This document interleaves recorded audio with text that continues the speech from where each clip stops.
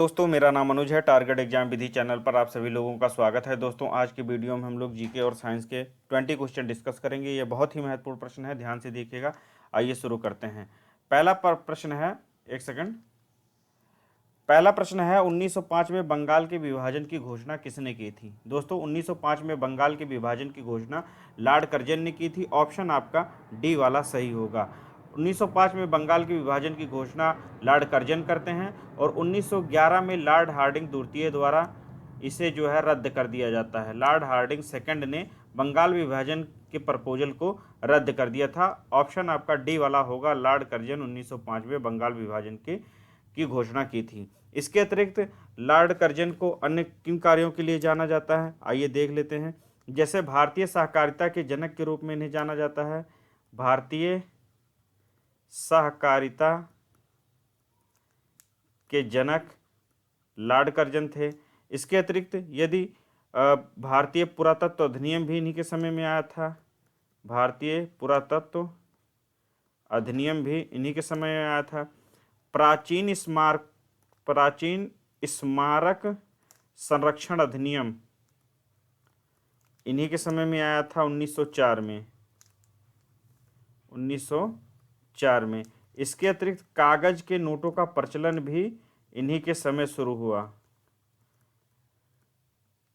आइए फिर से जानते हैं। लॉर्ड कर्जन के समय इन्हें जो है भारतीय सहकारिता के जनक के रूप में जाना जाता है और इनके समय में भारतीय पुरातत्व अधिनियम आया। प्राचीन स्मारक संरक्षण अधिनियम 1904 में आया। इसके अतिरिक्त कागज के नोटों का चलन भी लॉर्ड कर्जन के समय में ही शुरू हुआ था। लॉर्ड लिटन के बारे में मैं बता देता हूं, उसके बाद अन्य प्रश्न के बारे में जानते हैं। लॉर्ड लिटन वो व्यक्ति हैं जिन्होंने 1978 में भारत में वर्नाकुलर प्रेस एक्ट लागू किया था। वर्नाकुलर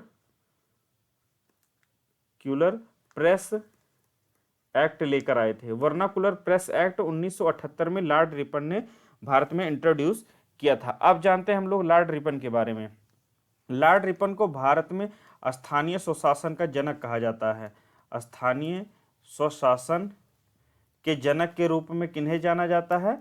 तो लॉर्ड रिपन को, क्योंकि इन्होंने 1882 में स्थानीय स्वशासन अधिनियम पारित किया था। 1882 में।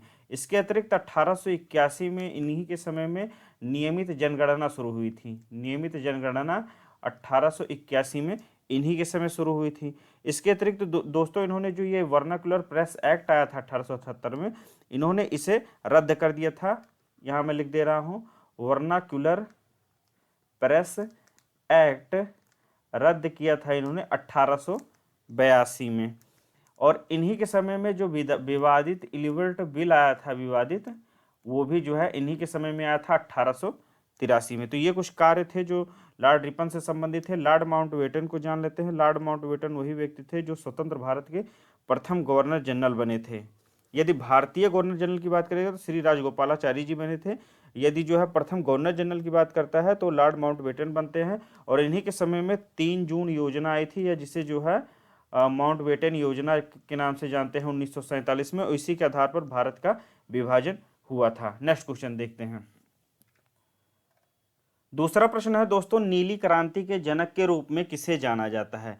तो नीली क्रांति के जनक के रूप में डॉक्टर हीरालाल चौधरी को जाना जाता है। इसके अतिरिक्त एक लोग हैं अरुण कृष्णन, उनका नाम भी जो है आता है, एंड अरुण कृष्णन, इनको भी जो है नीली क्रांति के लिए जाना जाता है। नीली क्रांति आपकी मत्स्य पालन से संबंधित है। फिशरीज, या जो है मछली उत्पादन, मत्स्य पालन से संबंधित है। वर्गीज कुरियन हमारे व्हाइट रिवॉल्यूशन या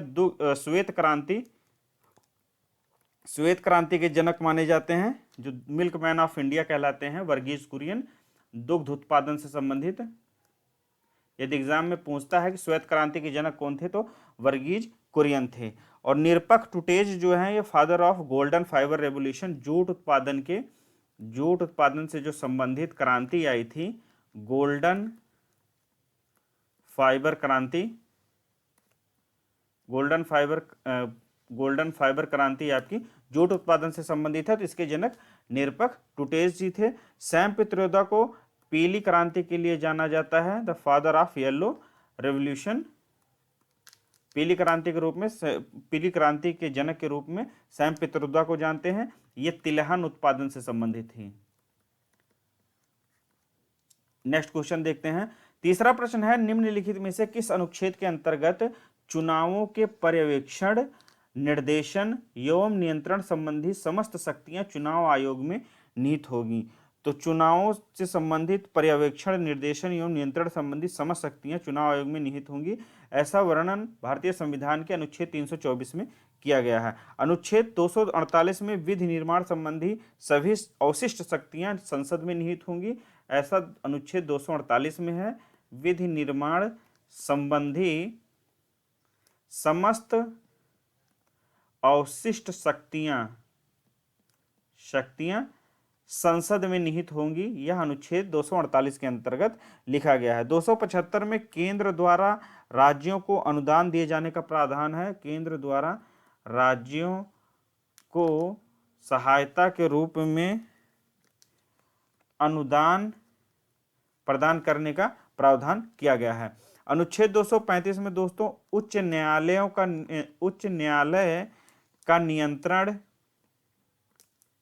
अधीनस्थ न्यायालयों पर होगा, ऐसा प्रावधान किया गया। इसको एक बार मैं फिर से समझा दे रहा हूं आपको। 248 में जो है विधि निर्माण संबंधी समस्त अवशिष्ट शक्तियां संसद में निहित होंगी, ऐसा वर्णन किया गया है। अनुच्छेद 275 में केंद्र राज्य को सहायक अनुदान राशि प्रदान करेगा, ऐसा जो है वर्णन है। अनुच्छेद 235 में उच्च न्यायालय का नियंत्रण अधीनस्थ न्यायालयों पर होगा, ऐसा वर्णन है। और अनुच्छेद 324 में चुनाव के पर्यवेक्षण, निर्देशन और नियंत्रण संबंधी समस्त शक्तियां चुनाव आयोग में निहित होंगी। अब अगला प्रश्न देखते हैं। विश्व मधुमेह दिवस किस दिन मनाया जाता है? विश्व मधुमेह दिवस दोस्तों 14 नवंबर को मनाया जाता है। इसी दिन बाल दिवस होता है भारत में, इसे भी याद रखिएगा, 14 नवंबर। आगे देखते हैं आपका 19 नवंबर को आपको मनाया जाता है विश्व नागरिक दिवस। विश्व नागरिक दिवस आपका 19 नवंबर को होता है। 24 अक्टूबर का संयुक्त राष्ट्र दिवस होता है। संयुक्त राष्ट्र दिवस 24 अक्टूबर को होता है। 21 अक्टूबर को विश्व आयोडीन अल्पता दिवस होता है। आयोडीन अल्पता दिवस मनाया जाता है। और जैसा कि मैंने बताया कि आपको 14 नवंबर को आपका बाल दिवस होता है, इसके अतिरिक्त विश्व मधुमेह दिवस होता है, जो कि प्रश्न था आपका। अब नेक्स्ट क्वेश्चन देखते हैं। एक बार मैं जल्दी जल्दी इसको बता देता हूं। 19 नवंबर को विश्व नागरिक दिवस होता है। 24 अक्टूबर को संयुक्त राष्ट्र दिवस होता है।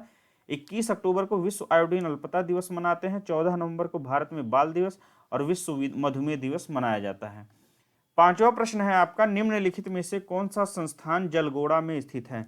तो दोस्तों जलगोड़ा स्थित केंद्रीय ईंधन अनुसंधान संस्थान है। केंद्रीय नारियल अनुसंधान संस्थान आपका कासरगोड में है।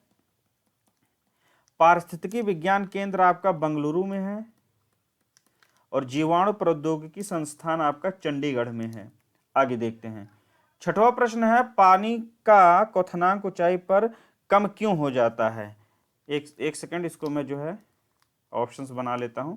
हाँ, पानी का क्वथनांक ऊंचाई पर कम क्यों हो जाता है? तो पानी का क्वथनांक ऊंचाई पर कम वायुमंडलीय दबाव के कारण होता है। समुद्र तल से ऊंचाई पर अर्थात पर्वतीय क्षेत्रों में जाने पर ऊंचाई में वृद्धि के कारण जो वायुमंडलीय दबाव है वह कम हो जाता है, और जब दबाव कम होगा तो जल का क्वथनांक भी कम हो जाएगा।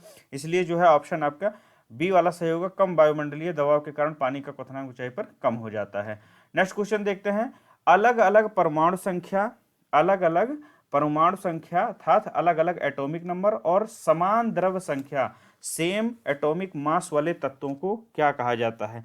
तो इन्हें जो हम लोग आइसोबार्स या समभारिक कहते हैं। अलग अलग परमाणु संख्या होगी, समान द्रव्यमान संख्या होगी, तो ऐसे परमाणु क्या कहलाएंगे? तो समभारिक कहलाएंगे। नेक्स्ट क्वेश्चन देखते हैं। जो समान द्रव्य संख्या होने के कारण समभारिक तत्वों के जो भौतिक गुण होते हैं दोस्तों वे समान होते हैं, जो लेकिन रासायनिक गुण जो होते हैं वे भिन्न होते हैं। आठवां प्रश्न है, किस देश ने वस्तु एवं सेवा कर सबसे पहले लागू किया था? तो फ्रांस ने वस्तु एवं सेवा कर सबसे पहले लागू किया था, 1954 में लागू हुआ था।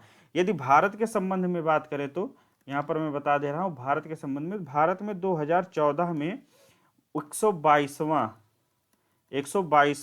संविधान संशोधन विधेयक आया था। विधेयक की यहाँ बात कर रहा हूँ। संसद में 122वां संविधान संशोधन विधेयक जीएसटी को लेकर के आया था, जो कि 2015 में पारित हुआ संसद से, और 2016 3 अगस्त 2016 को यह राज्यसभा से और 8 अगस्त 2016 को यह लोकसभा से पारित हुआ। लोकसभा में यह बिल पास हुआ था। और 1 जुलाई 2017 को जीएसटी बिल पूरे देश में लागू कर दिया गया था।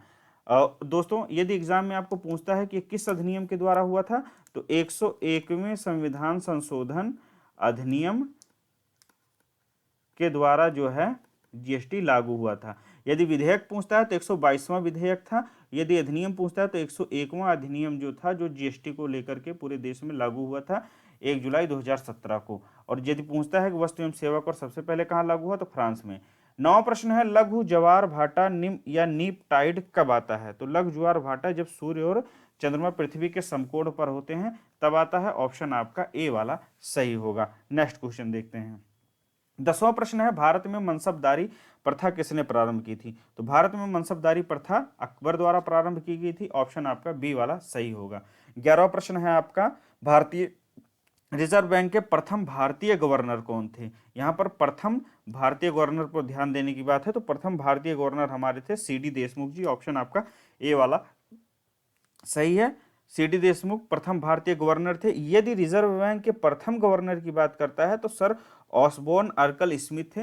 ये वाला सही होगा, प्रथम या फर्स्ट गवर्नर ऑफ आरबीआई। यदि प्रथम गवर्नर पूछता है आपसे तो ऑसबोर्न स्मिथ थे। यदि प्रथम भारतीय गवर्नर पूछता है तो सीडी देशमुख थे। संजय मल्होत्रा आपके करंट गवर्नर हैं, वर्तमान आरबीआई गवर्नर हैं वह संजय मल्होत्रा जी हैं। और जो फार्मर अभी जो जल्दी रिटायर हुए हैं पिछली महीने में, शक्तिकांत दास थे, शायद नवंबर में या दिसंबर में ही अभी रिटायर हुए हैं 2024 में। नेक्स्ट क्वेश्चन देखते हैं। यदि वर्तमान के बारे में पूछेगा तो याद रखिएगा संजय मल्होत्रा जी हैं। 12वां प्रश्न है, एस परजिलस के लैंगिक जनन अंग कौन से होते हैं? तो एस परजिलस के लैंगिक जनन अंग होते हैं दोस्तों एंथेरिडियम और एस्कोगोनियम। एंथेरिडियम और एस्कोगोनियम आपके एस परजिलस के लैंगिक जनन अंग होते हैं। ऑप्शन आपका डी वाला सही होगा। 13वां प्रश्न है आपका, किस शासक ने अपनी राजधानी दिल्ली से दौलताबाद के लिए स्थानांतरित की थी? तो दोस्तों इसमें जो है ऑप्शन आपका बी वाला सही होगा। मोहम्मद बिन तुगलक ने अपनी राजधानी दिल्ली से दौलताबाद स्थानांतरित की थी। दौलताबाद आपका देवगिरी को कहते हैं, देवगिरी को। इन्होंने मोहम्मद बिन तुगलक ने दिल्ली से दौलताबाद अपनी राजधानी स्थानांतरित की थी। इनका कार्य 1325 से 1351 के मध्य था। मोहम्मद बिन तुगलक ने अपनी राजधानी दिल्ली से दौलताबाद इसलिए स्थानांतरित की क्योंकि उत्तर व दक्षिण भारत के संपूर्ण साम्राज्य को नियंत्रित किया जा सके। मोरक्को यात्री था एक, मोरक्को का इब्न बतूता 1333 में इसी के शासनकाल में भारत आया था। यह मोरक्को वासी था इब्न बतूता, जो इसी के शासनकाल में भारत में आया था। इसके अतिरिक्त मोहम्मद बिन तुगलक के बारे में एक कृषि विभाग के बारे में पूछा जाता है बहुत। दीवान ए अमीर कोही विभाग की स्थापना किसने की थी? तो मोहम्मद बिन तुगलक ने। इसे ही जो है कृषि विभाग कहते हैं। 14वां नंबर का प्रश्न है, जयलेपला दर्रा किस राज्य में स्थित है? जयलेपला दर्रा सिक्किम में स्थित है। ऑप्शन आपका ए वाला सही होगा। इसके अतिरिक्त नाथुला दर्रा भी जो है आपका सिक्किम में ही है। हिमाचल प्रदेश स्थित जो दर्रे हैं उनमें शिपकीला है, रोहतांग है, बड़ा लाचा या बारा लाचा कहीं कहीं लिखा मिलेगा। बड़ा लाचा, रोहतांग और शिपकीला हिमाचल प्रदेश में है आपके। लिपुलेख, माना और नीति दर्रे, ये तीनों दर्रे आपको नीति, माना और लिपुलेख दर्रे उत्तराखंड में है।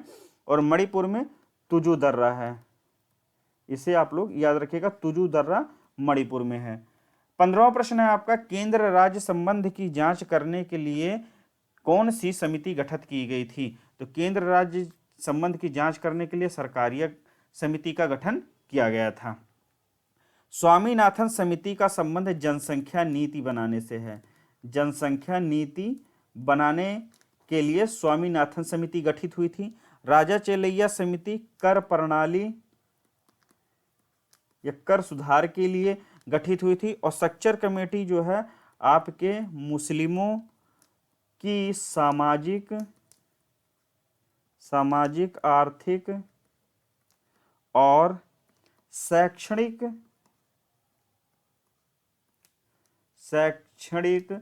स्थिति का अध्ययन करने के लिए, इसको मैं फिर से बता देता हूं एक बार।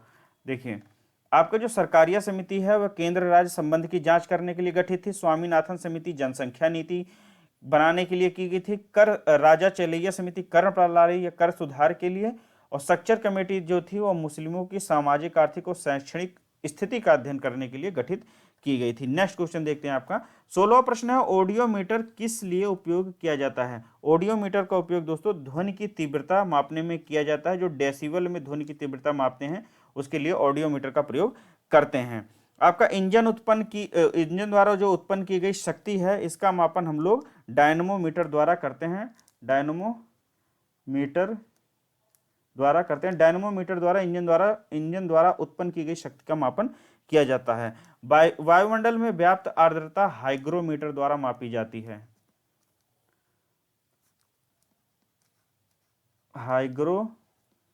हाइग्रोमीटर द्वारा वायुमंडल में व्याप्त आर्द्रता का मापन किया जाता है। और द्रवों की जो श्यानता है वह ज्ञात करने के लिए विस्कोमीटर का प्रयोग करते हैं। विस्कोमीटर का प्रयोग। नेक्स्ट क्वेश्चन देखते हैं, फेलिस डोमेस्टिका किस एक का वैज्ञानिक नाम है? फेलिस डोमेस्टिका कैट का वैज्ञानिक नाम है। काऊ का वैज्ञानिक नाम है बॉस इंडिकस। और मैंगो का है मैंगीफेरा इंडिका।